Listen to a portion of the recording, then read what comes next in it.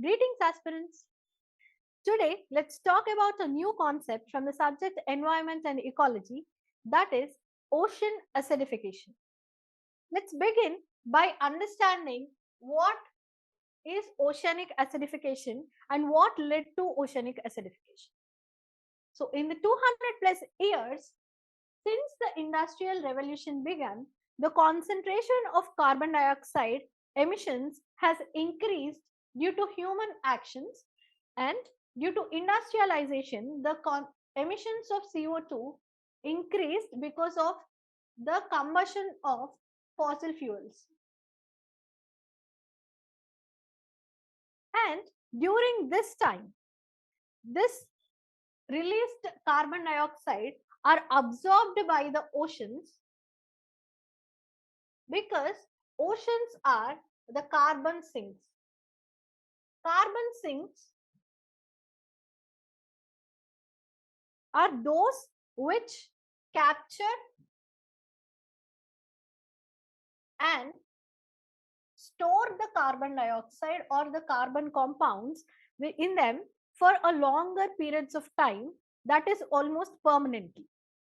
Now, these oceans act as carbon sinks in the nature and they absorb the CO2 from the atmosphere.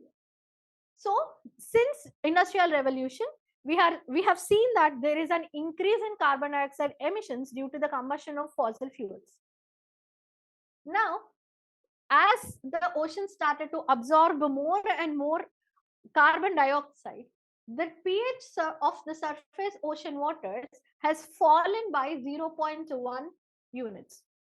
This number might seem very small to us, but percentage wise, we can understand that approximately a 30% increase in acidity happened since the Industrial Revolution. Moving on, let's see what happens when the CO2 is absorbed by the oceanic water. Now, when CO2 is absorbed by the seawater, a series of chemical reactions occur which results in concentration of hydrogen ions.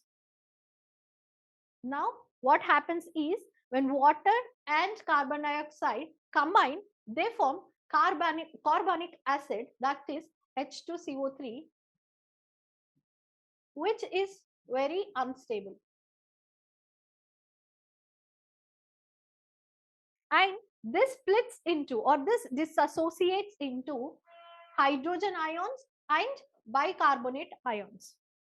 Now let's understand how these chemical reactions are resulting into the concentration of hydrogen ions in the marine ecosystems.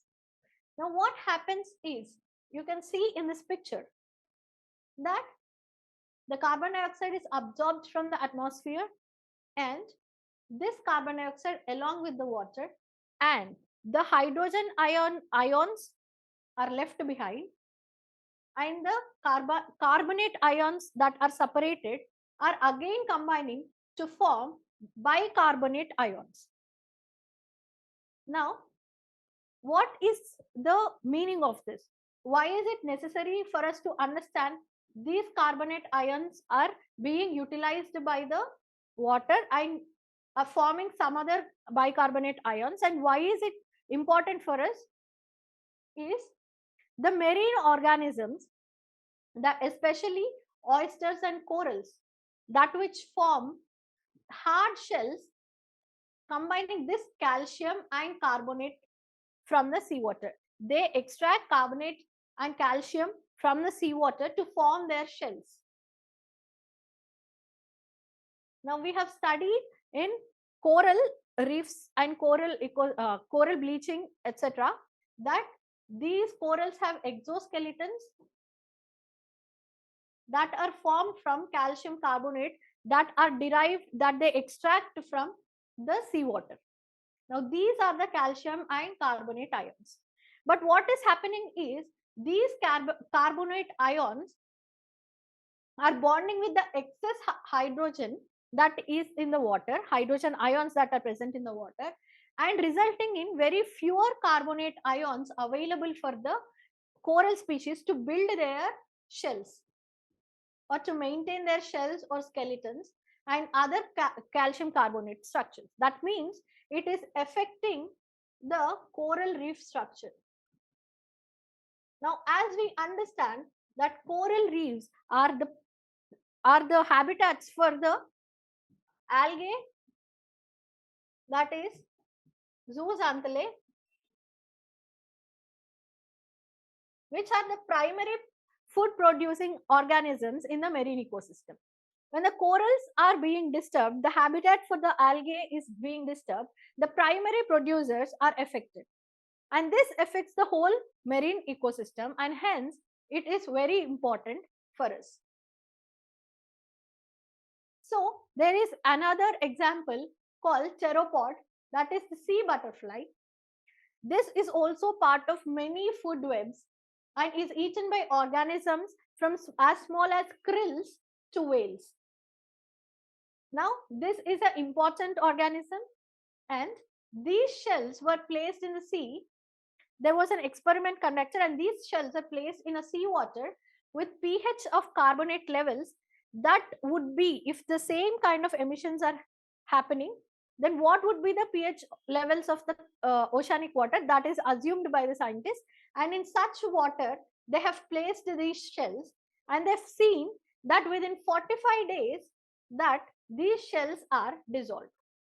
Within 45 days, the shells of these organisms are dissolved. So this tells us how the climate change is affecting the ocean ecosystem, and ocean acidification is because of the extreme emissions that are done by the anthropogenic causes that are being absorbed by the ocean, and hence the water is turning acidic, which is very, very dangerous for the corals and other marine aquatic organisms, resulting in the degradation of marine ecosystem. So today we have understood the concept of ocean acidification and its consequences. Thank you.